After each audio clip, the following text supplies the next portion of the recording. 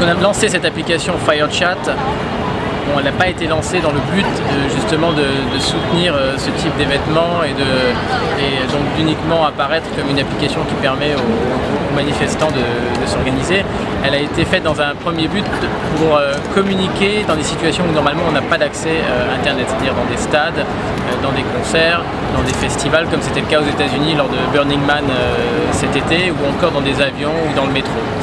On a été complètement surpris. Pour vous donner un ordre d'idée, dans la journée de dimanche, on a fait plus de 100 000 créations de comptes sur la ville de Hong Kong. C'est près d'un demi-million de créations de comptes depuis dimanche dernier, ce qui est colossal compte tenu du nombre d'habitants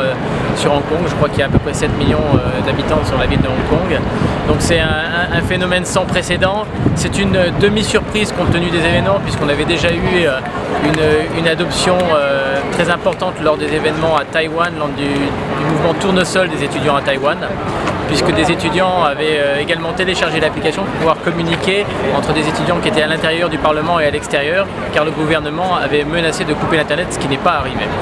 Je crois savoir, et c'est ce qu'on m'a dit, que Joshua Wong, qui est le jeune étudiant qui est le leader de ce mouvement et qui a recommandé donc à tous les autres étudiants d'installer l'application.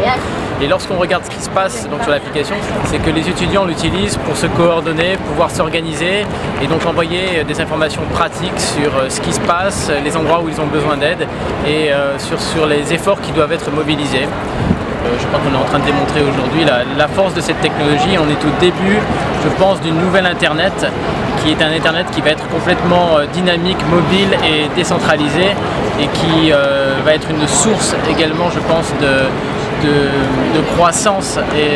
économique, mais aussi on va voir toute une série de nouveaux services qui vont arriver sur ces réseaux qui seront, je pense, des réseaux complètement décentralisés, qui vont opérer de façon autonome et de temps en temps se connecter au bigger Internet, enfin à l'Internet général, global.